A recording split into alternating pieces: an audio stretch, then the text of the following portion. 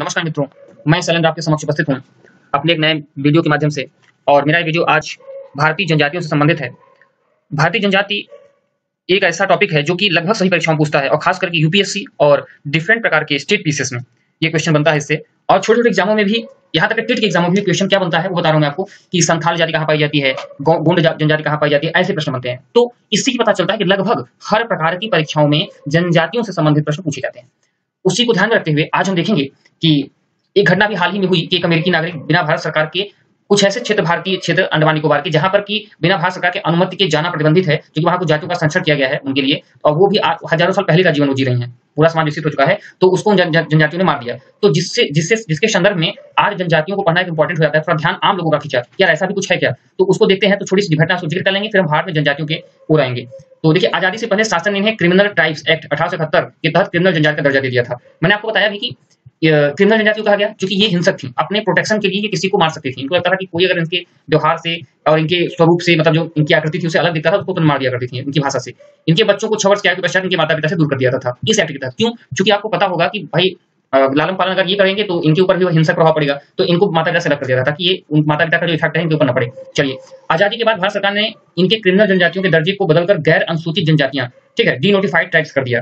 तो लेकिन आजाद जब भारत हुआ, आजादी पहले स्थिति थी, जब भारत आजाद हो गया तो इनके क्रिमिनल जनजातियों के दर्जे को बदल करके गैर अनुसूचित जनजातियां कर दिया गया। मतलब ये कर दिया कि ये ऐसी जनजातियां हैं जो अनुसूचित नहीं है, मतलब इनको कहीं पे इनका जिक्र नहीं है, ठीक है।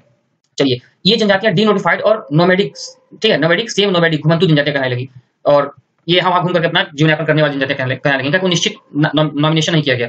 चलिए, नेक्स्ट टॉपिक आपका है भारत में जनजातियां। तो जनजातियों वो मानव समुदाय हैं, पहले परिभाषा देख लेते हैं, जो एक निश्चित भूभाग में निवास करती हैं, ठीक है। इनका निश्चित भूभाग रहता है, फिक्स रहता है, और जिनकी एक अलग संस्कृति होती है, इनका एक अलग रीति रिवाज होता है, अलग भाषा होती है, तथा ये केवल अपने ही समुदाय में विवाह करते हैं, ठीक है। जनजातियों का अपने वंशज, पूर्वज तथा सामान्य देवी देवता होते हैं। अधिकतर ये प्रकृति पूजक होते हैं। आपको बता दें, जनजातियां जो है प्रकृति पूजक होती हैं, मतलब प्रकृति के जो उपमान है, आंधी तूफान, और इन्हीं को मध्य रखते हैं, ये उसकी उपासना करते हैं। नेक्स्ट टॉपिक आपका है भारतीय संविधान में अनुसूचित जनजाति कहा गया है इनको, अन्य कई नामों से भी जाना जाता है। तो इनको आप कह सकते हैं आदिवासी कह सकते हैं, आदिम जाति कह सकते हैं, वनवासी कह सकते हैं, प्रागैतिहासिक कह सकते हैं, इनको इतिहास से पहले, असभ्य जाति कह सकते हैं, असाक्षर कह सकते हैं, निरक्षर कह सकते हैं, कबीलाई समूह कह सकते हैं। नेक्स्ट टॉपिक आपका है भारतीय जनजातियों का मूल स्रोत कभी देश के संपूर्ण भूभाग पर फैली प्रोटो ऑस्ट्रेलाइट तथा मंगोल जैसी प्रजातियों को माना जाता है। ऐसा माना जाता है कि ये जो प्रजातियां थी जो कि बहुत पहले भारत में रहा करती थी, और इन्हीं का कुछ अंश अविकसित रह गया कुछ क्षेत्रों में, ऐसा माना जाता है। इनका एक अन्य स्रोत है नेग्रिटो प्रजाति भी है, जिनके वंशज अंडमान निकोबार द्वीप में भी मौजूद है। वही मैंने कहा ना कि इनके वंशज हैं ये, कि ये बहुत पुरानी थी, और इनके कुछ लोग जो आज भी उसी कैटेगरी में हैं, तो आज वो उसी कैटेगरी में अविकसित हैं। जनजातियों का भौगोलिक वितरण देख लेते हैं, कहाँ कैसे इनका निवास है। तो भौगोलिक आधार पर भारतीय जनजातियों को विभिन्न भागों में विभाजित किया गया है, उत्तर तथा पूर्वोत्तर क्षेत्र, मध्य क्षेत्र, दक्षिण क्षेत्र और द्वीपीय क्षेत्र, ठीक है। ये भौगोलिक संरचना के आधार पर इनको ऐसे बांटा गया है। नेक्स्ट देख लेते हैं, उत्तर तथा पूर्वोत्तर क्षेत्र के अंतर्गत हिमालय के तराई क्षेत्र, उत्तरी पूर्वी क्षेत्र सम्मिलित किए जाते हैं। आप इसको देख लेंगे, कश्मीर, हिमाचल प्रदेश, दक्षिणी उत्तर प्रदेश, ठीक है, बिहार, उत्तराखंड, दक्षिण उत्तर प्रदेश, जैसे आप प्रयागराज वगैरह का सेक्टर जो हो गया, मिर्जापुर का, ये सब क्षेत्र कहा जाएगा इसमें। तो उत्तराखंड तथा पूर्वोत्तर के सभी राज्य इस क्षेत्र में आ जाते हैं, ठीक है। इन क्षेत्रों में अब जनजाति क्षेत्र में क्या कौन कौन पाई जाती है, क्योंकि कश्मीर से लेकर हमने जितने इलाकों का नाम लिया अभी, तो देख लेते हैं जनजाति कौन कौन सी कहाँ हो सकती है। इन क्षेत्रों में बकरवाल, गुर्जर, अभी पूछता है, एक एग्जाम पूछा था, बकरवाल जो जनजाति है किस कहाँ की है, तो जम्मू कश्मीर में पाई जाती है ये जनजाति, कश्मीर में, ठीक है। गुर्जर, आपको पता होगा, गुर्जर ज्यादातर राजस्थान के क्षेत्र में, थारू, वहीं राजस्थान के क्षेत्र में बुक्सा, राजी, जौनसारी, सौका, भूटिया, गद्दी, किन्नौरी, गारो, खासी, जंतिया। मैंने कहा कि पूर्वोत्तर के राज्य है, पूर्वोत्तर के सभी क्षेत्र ऊपर दिख रहे होंगे आप, तो गारो, खासी, जंतिया वहाँ पहाड़ी है, तो इसी नाम से जाति भी है। नेक्स्ट टॉपिक आएंगे हम, तो इससे आपको आसानी से याद हो जाएगा। मध्य क्षेत्र में देख लेते हैं कौन कौन सी जनजाति हो सकती है। मध्य क्षेत्र के अंतर्गत पहले देखें कौन सा क्षेत्र है जो जनजाति में बांटा गया है, तो जनजातियों के आधार पर बांटा गया मध्य क्षेत्र को, तो ये बांटा गया है प्रायद्वीपीय भारत की पठारी का पहाड़ी क्षेत्र शामिल है इसमें। तो जैसे मध्य प्रदेश वगैरह का इलाका जो हो गया आपका, झारखंड का इलाका हो गया, ठीक है, छत्तीसगढ़ का इलाका हो गया, ये सब। तो देख लीजिए इसमें क्या क्या है, मध्य प्रदेश, दक्षिण राजस्थान, आंध्र प्रदेश, दक्षिण उत्तर प्रदेश, गुजरात, बिहार, झारखंड, छत्तीसगढ़, ओडिशा आदि राज्य इस सेक्टर में आते हैं, मध्य क्षेत्र में। अब देख लीजिए यहाँ पर जनजातियां कौन कौन सी पाई जाती हैं, तो इस क्षेत्र में आपकी भील, गोंड, रेड्डी, आपको रेड्डी जैसे कि ऊपर देख रहे हैं आंध्र प्रदेश है तो रेड्डी। अब इसी से आप क्वेश्चन मैच करते जाएंगे। मान लीजिए आपको एग्जाम में पूछता है गोंड जनजाति, तो अक्सर एग्जाम में पूछ चुका है, उठा के पेपर देखिए, तो हाँ मध्य प्रदेश में हो जाएगा। रेड्डी जनजाति आंध्र प्रदेश में पाई जाएगी, ठीक है। इसी तरह से आप बांटते जाएंगे, गोमुंडा, कोरवा, उरांव, कोल, बंजारा, मीणा, कोली आदि। अब राजस्थान का जो दक्षिणी राजस्थान का क्षेत्र है वहाँ मीणा वगैरह जाति पाई जाती है। तो इस तरह से प्रश्न बनते हैं एग्जाम्स में, छोटे मोटे एग्जाम में। वैसे तो आपको डिटेल लिखना पड़ेगा बड़े एग्जाम में, पीसीएस लेवल के एग्जाम में और यूपीएससी लेवल के एग्जाम में पूरा डिटेल लिखना पड़ेगा। नेक्स्ट टॉपिक हम चलेंगे, दक्षिणी क्षेत्र के अंतर्गत कर्नाटक, तमिलनाडु, केरल राज्य आते हैं, सीधा दक्षिण क्षेत्र में बांटा गया। तो दक्षिण क्षेत्र में ये आते हैं कौन कौन से, कर्नाटक, तमिलनाडु, केरल, 3 राज्यों को माना जाता है। यहाँ जो जनजाति पाई जाएगी वो दक्षिणी क्षेत्र की जनजाति मानी जाएगी। चलो देखते हैं इसमें कौन कौन जनजातियां हैं। तो यहाँ पे है टोडा का हो गया, कोरमा हो गया, गोंड हो गया, भील हो गया, कडार हो गया, इरुला हो गया। इरुला, कडार ये सब साउथ इंडियन जनजातियां हैं। आगे देखेंगे द्वीपीय क्षेत्र, द्वीपीय क्षेत्र में अंडमान और निकोबार की जनजातियां आती हैं, ठीक है। तो द्वीपीय क्षेत्र में देख लीजिए इसमें क्या क्या होंगी, तो द्वीपीय में से द्वीप जो भारत से अलग हिस्से हैं, जो द्वीप के रूप में है समुद्र में, तो सेंटिनलीज, ओंग, जारवा और सोम्पेन ये द्वीपीय क्षेत्र की जनजातियां हैं। और अब थोड़ा सेंटिनलीज के बारे में जानेंगे। सेंटिनलीज जनजाति क्या है, इसकी खासियत क्या है।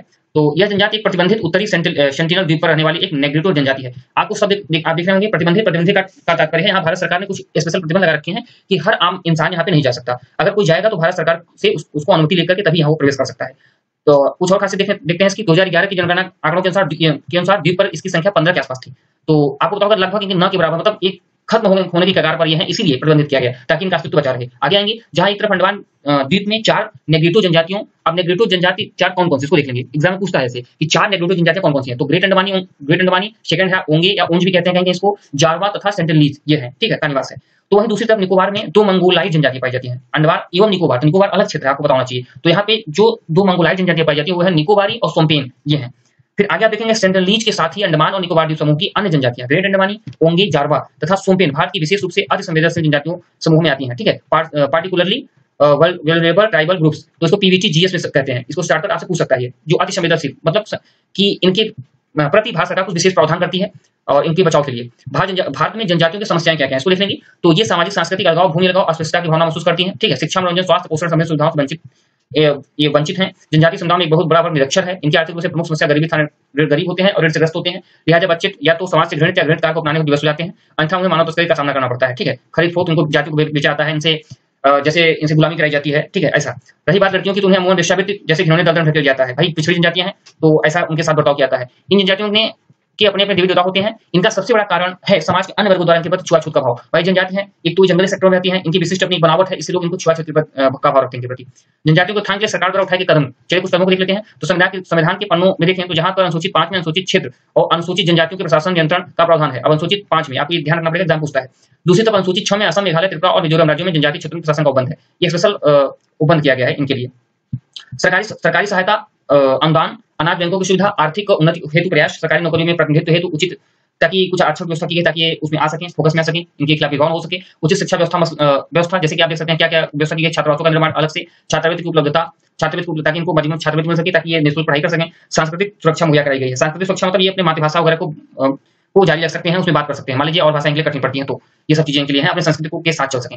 इसी के साथ केंद्र राज्यों में जनजातियों के कल्याण हेतु अलग अलग विभागों की स्थापना की गई है। केंद्र सरकार अपना जनजाति विभाग बनाती है और राज्य सरकार अपने यहाँ की संख्या के अनुसार जनजातीय विभाग बनाते हैं, उस हिसाब से भर्ती करते हैं, तमाम प्रकार का आरक्षण देते हैं ताकि इन जातियों का उत्थान हो सके। आगे हम देखेंगे जनजातीय सलाहकार परिषद, इसका एक अच्छा उदाहरण है। इसका इनके विकास के लिए जनजातीय सलाहकार परिषद बनाया गया ताकि क्या कमियां हैं इसमें या क्या क्या और सुधार किए जा सकते हैं। ये सभी तमाम सर्वे करके इन जातियों के परिप्रेक्ष्य में अपना रिपोर्ट भारत सरकार को या राज्य सरकार को प्रस्तुत करती है, जिसके आधार पर नई नई नीतियां बना करके इनको मुख्य धारा में लाने में मदद मिलती है। आगे देखेंगे इन्हीं पहलों का परिणाम है तमाम जो पहल बनी हुई बताई अभी कि तमाम विभाग बनाए गए, अलग अलग राज्यों द्वारा इनके प्रतिनिधित्व का अवसर इनको दिया गया। तो इन्हीं पहलों का परिणाम है कि जनजातियों की साक्षरता दर जो कि 1961 में लगभग 10.3% थी और लेटेस्ट जनगणना 2011 के अनुसार 66.1% हो गई। मतलब 10.3% से कितना ज्यादा बढ़िया आप सोच सकते हैं तमाम चीजों को ध्यान रखते हुए। आगे देखेंगे सरकारी नौकरी प्राप्त करने की सुविधा देने की दृष्टि से अनुसूचित जातियों के सदस्यों की आयु सीमा तथा उनके योग्यता मानदंड में विशेष छूट की व्यवस्था की है। आपको देखो कहीं कहीं 5 साल, कहीं 10 साल, राज्य अपने अनुसार डिफरेंट प्रकार के देते हैं। शिक्षा में कहीं कुछ राज्य ऐसे हैं जैसे मध्य प्रदेश होगा, ये अनुसूचित जनजाति के लिए एक अलग ही वैकेंसी करवाती है, टोटल उनके अलग पोस्ट ही रहता है, जो बहुत बड़ा समुदाय रहता है। तो भी वो हाल अपनी पूरी वैकेंसियां अलग से निकालते हैं इनके लिए, तो एक स्पेशल व्यवस्था कर रखी है इनके लिए। जनजातियों के प्रति मीडिया की उदासीनता एक अंतिम कारण आप बता रहा हूँ, मीडिया भी काफी उदासीन को कम दिखाती है। भाई आपको मीडिया में लाइमलाइट में जो रहता है वो चीजें दिखाने में आनंद आता है, उनको बहुत ज्यादा उस पर टच नहीं करते लोग। तो इसी के साथ उम्मीद है कि वीडियो आपको पसंद आया होगा। जनजातियों के संदर्भ में आपने उचित कमेंट्स दीजिएगा, तो मैं आगे भी इसी तरह की वीडियो आपके सामने लाऊंगा। धन्यवाद।